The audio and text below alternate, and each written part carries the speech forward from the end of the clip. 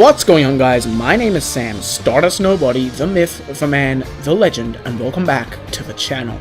Welcome back to another anime-related video, and welcome back to another anime review. In today's video, I'm going to be reviewing the first of many episodes of the highly anticipated 5th part of Jojo's Bizarre Adventure, Jojo's Bizarre Adventure, Golden Wind. As we all know, the 4th part of Jojo's Bizarre Adventure, Diamond is Unbreakable, aired in Japan 2 years ago, and since then, everyone and their mother has been highly anticipating and waiting anxiously for the 5th part of Jojo to air. I am someone that does not read the Jojo manga, but very much loves the Jojo anime, thanks to being introduced to it earlier this year by my very good friend Jojo Extreme, who I'll link down in the description below because he's a good boy and deserves a shout out for introducing me to such an amazing series. So, I'm going to be having my first experience with Part 5 with this watch of the anime, and from what I've heard from Jode and many of my other JoJo friends, and from people online just reading around, I think I'm in for a very bizarre adventure. Yeah, I just said that. I think I'm in for a wild ride. But yes, if you guys are ready, if you guys are ready to get bizarre, if you guys are ready to go on a bizarre adventure, then stick around, because this is only the first episode, and from what we know, there are going to be 39 episodes, so there's going to be 39 of these reviews. I hope. I'm going to try and get these up every single week on the Saturday night of Jojo being aired, because it airs at a really awkward time for me and I can't be bothered to do it until later in the day when I'm in a better mood. But yes, without any further ado, without any more rambling, let's get right into this review. My review of the first episode of Part 5 of Jojo, Jojo's Bizarre Adventure, Golden Wind.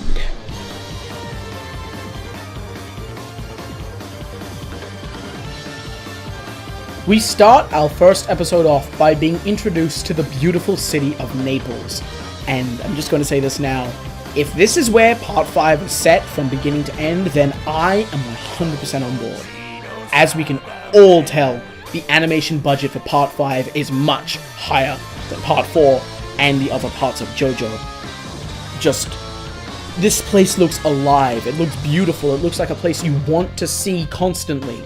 It looks like a place similar to Aureo, where the town is alive as much as the people are, which I can always get on board with. I can always get on board with the setting of a story being a very big part of it. I'm assuming it's not going to be the same level as Part 4 was, where it's the Aureo, the golden heart of Aureo, and everyone wanting to join together, but just want to give that a bit of credit. We also see our protagonist, which I have a bit to say about him. Not too much, but I have a bit. We see him walking through the streets, and we get to see a little bit of what Part 5 is going to be about. Part 5 is much about the mafia, it's much about gangsters, it's much about the dark side of life. It's not about Aureo where everything has a good side. Part 5 seems to be more so, every good thing has a bad side.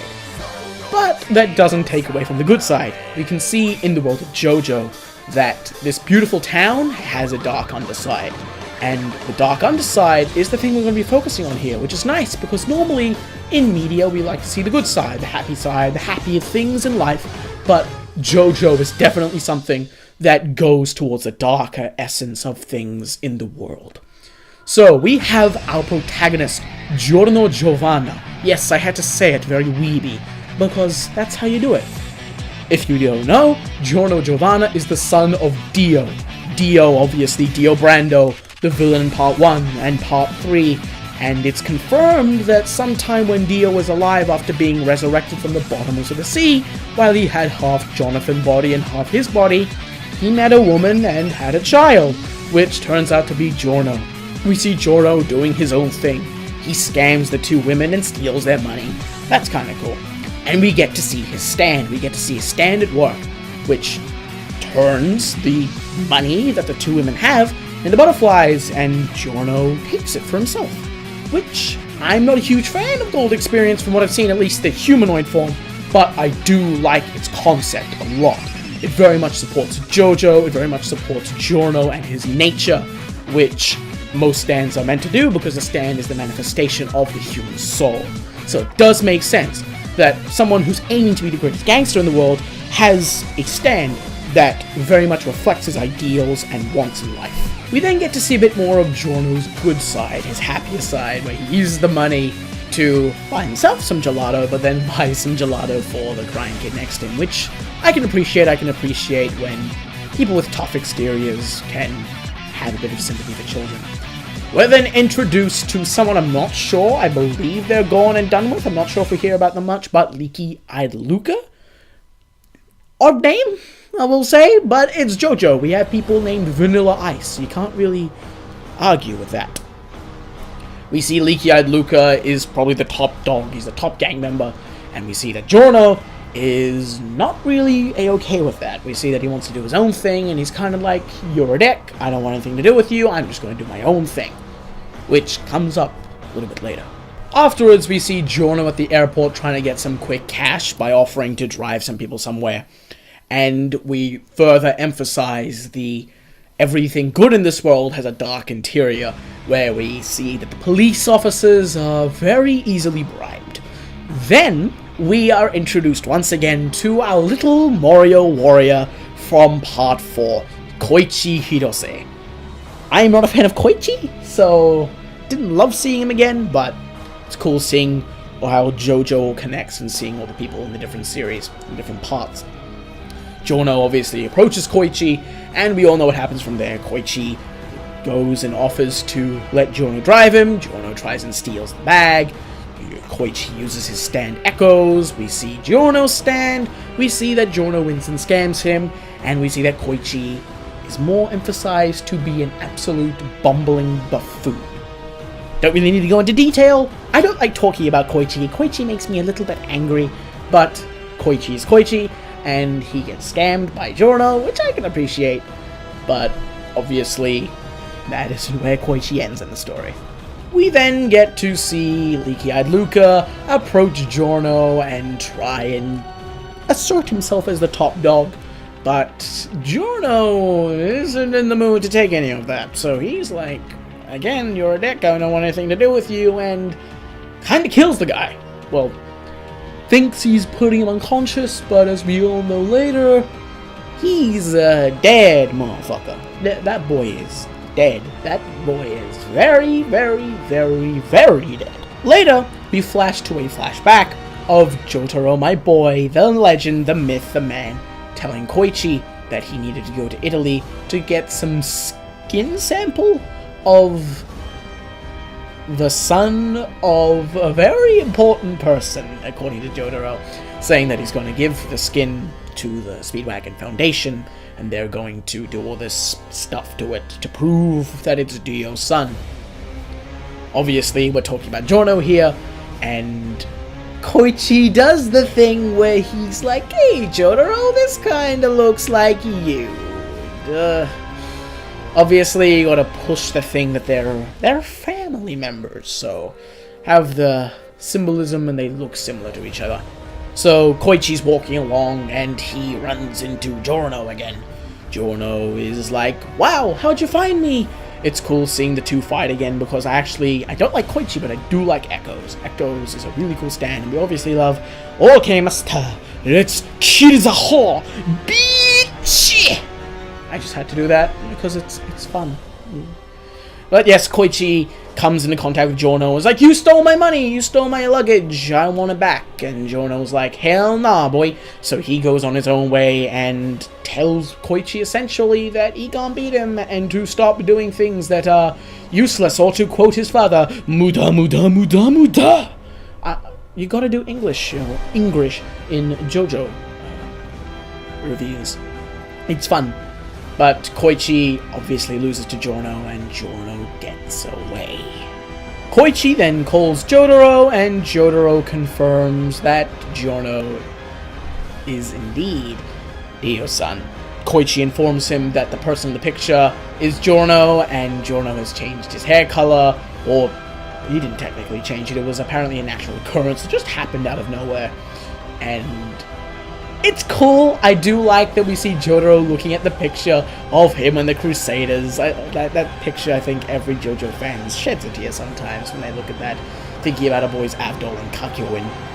And part 3. Part 3 is obviously a very good part, very fun part. But yeah, we see Dio, we see Koichi. Koichi remembers Dio from when Nijima Nakecho mentioned him in part 4, which is cool. It's a nice flashback. It's nice to see it again. And it's nice to see Giorno have connection with Jotaro and the confirmed suspicions of Koichi and all that cool stuff. Then we, with Giorno again, and he goes to a train station and meets, from what I've understood, is the fan favorite in part 5, Bruno Burciolati. Bruno Burciolati, I don't know how to pronounce it, Bruciolati. I'm just going off what I heard in the episode. Bruno Burciolati. Sounds cooler that way. Much more power, much more emphasis. But Bruno seems like a very questionable character, but he seems like a very fun and interesting character too. Bruno tells Giorno that he's looking to find who murdered Leaky-Eyed Luca, and Giorno denies it, obviously, because you're not going to confirm to murdering a guy. And that leads us on to the fan favorite meme, the taste of a liar, where Bruno licks someone and he can tell by the taste of their sweat, I think, that they're lying. It's odd, but it's funny. I'll admit, the meme is obviously very funny. Jojo memes are always very funny.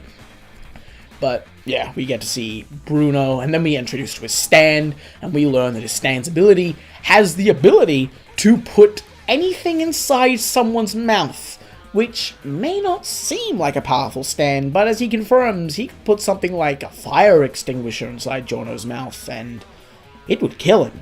He'd choke, and it would be too big for his jaw, and it'd break, and he'd bleed, and that's kinda gruesome. And honestly, I don't know what's more gruesome, the thought of having Giorno have a fire extinguisher in his mouth, or the fact that Bruno put Leaky-Eyed Luca's fingers in Giorno's mouth. Either or, I guess. But yeah, Giorno obviously realizes this is a stand ability similar to my own, and we're introduced officially to the humanoid form of Gold Experience, or Golden Wind as it's called in the Crunchyroll subs. Obviously you have the copyright things in Jojo with Wamu and Kaz and all that stuff. But other than that, there's not much to say. The episode ends on that point. We are ready to see Bruno versus Giorno. For a first episode of Jojo, this is 100% my favorite first episode. Part 1 was slow. Part 2 would probably be my second favorite because it didn't waste any time and it introduced us to Joseph really quickly. It didn't take too long to show off his character traits. I'm not a huge fan of Part 3's one. Like, I've watched it so many times, I've gotten kind of sick of it. Part 4's was alright. Like, it was nice seeing the duality of Josuke, having him be angry one second, happy the other second, polite, all that stuff. Be able to fix the turtle. And it was nice seeing Jotaro being cool in his new suit. But I really liked this episode. It introduced the world, which it did really well. It introduced the characters, it showed us the protagonist, and it showed us about his past. It showed us about his stand. Overall, I would give this a 8 out of 10. 8.5, either or, for a first episode of any anime, actually. This is one of my favorite first episodes of any anime. Normally when I watch anime, I don't really like the first episode. Like, there are very few exceptions. Code Geass is one of them. Where the first episode of an anime is always like, it's kind of slow. The VAs are not really on point. They don't know their character role yet. The characters are not really in character because they're obviously still developing themselves. And we don't get to see, like, the extent of their power or the extent of, in Yu-Gi-Oh! Their cards or any of that.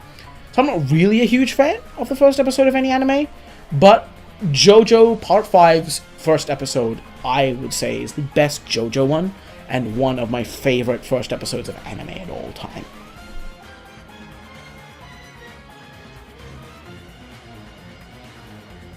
And that should be it. If you guys enjoyed this video, make sure to leave a like, subscribe, and comment down below. If there's anything you think I should change in these reviews, maybe my approach to them, maybe my length, maybe my rambling, maybe that I don't need to go through the episode and comment on everything, leave that down below as well.